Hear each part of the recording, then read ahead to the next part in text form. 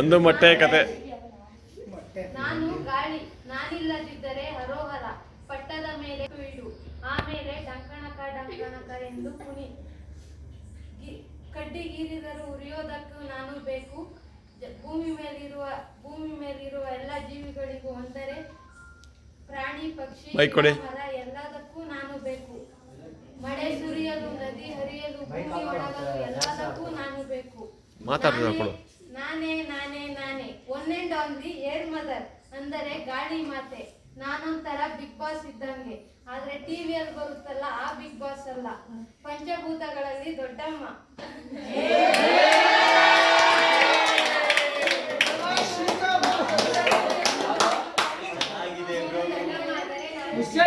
Mic ತಗೊಳ್ರಿ, mic ತಗೋ ಮಾತಾಡಿ. ಸ್ಟಾರ್ಟ್ ಮಾಡೋಣ. ನೆಕ್ಸ್ಟ್ ಮೈಕ್ ತಗೊಂಡು ಮಾಡಿ ಮಾತಾಡಿ. ಮಾತಾಡಿ.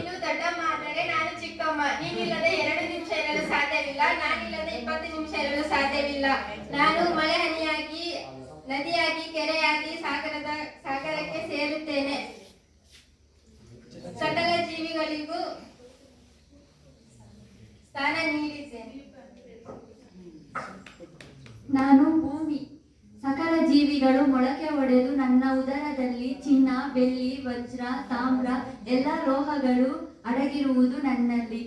ಅನೇಕ ಜೀವಿಗಳಿಗೆ ಆಶ್ರಯ ತಾಣವಾಗಿರುವೆ. ನನಗೆ ಅಗಾಧವಾದ ಸಹನೆ ಇದೆ. ದುರಾದೃಷ್ಟ ಏನಪ್ಪಾ ಅಂದರೆ ಭೂಮಿ ತೂಕ ಆಗುವುದು ಸಹನೆಯಲ್ಲಿ ಅಲ್ಲ, ದಮದಮಕ ಇರೋದ್ರಲ್ಲಿ. ಮೊದಲೆಲ್ಲ ಜನ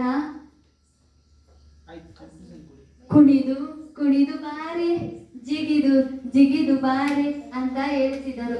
ಆದರೆ ಈಗ ಕುಂತು ಬಾರೆ, ನಿಂತು ಬಾರೆ, ಜೀವಕ್ಕೆ ಕುತ್ತು ತಂದವಳೆ ಅಂತ ಹೇಳುತ್ತಾರೆ.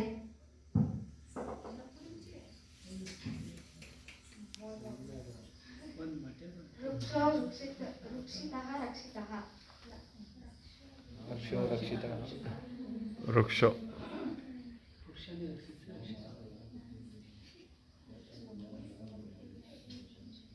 ಮರಗಳು ನಮ್ಮನ್ನು ರಕ್ಷಿಸುತ್ತವೆ.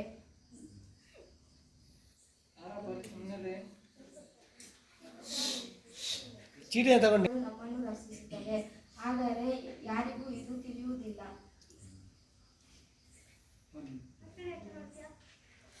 ಹೇಳಬೇಕಾಗಿಲ್ಲ, ಆದರೆ ಈ ದಂಡುಂಡ ಬಗ್ಗೆ ಹೇಳಿದರೆ ಅರ್ಥ ಆಗುತ್ತಿಲ್ಲ, ಅದಕ್ಕಾಗಿ ಹೇಳಲೇಬೇಕು. ಎಲೆ, ಹಣ್ಣು, ಹಂಪಲು, ಕರ, ಕಟ್ಟಿಗೆ ಎಷ್ಟು ಅಂತ ಹೇಳಲಿ. ಹಕ್ಕಿಗಳಿಗೆ ಗೂಡು, ಮಕ್ಕಳಿಗೆ ಜೋಕಾಲಿ, ಮುದುಕರಿಗೆ ಜಗಲಿ ಕಟ್ಟೆ, ಪಡ್ಡೆ ಹುಡುಗರಿಗೆ ಗೋಲಿ ಆಟ, ದನ ಕರುಗಳಿಗೆ ವಿಶ್ರಾಂತಿ ಅಂತ ಹೇಳಲಿ. ಉಳಿದಿರುವುದನ್ನು ಮುಂದಿನ ವರ್ಷ ಕ್ಯಾಂಪಿನಲ್ಲಿ ಹೇಳುತ್ತೇನೆ.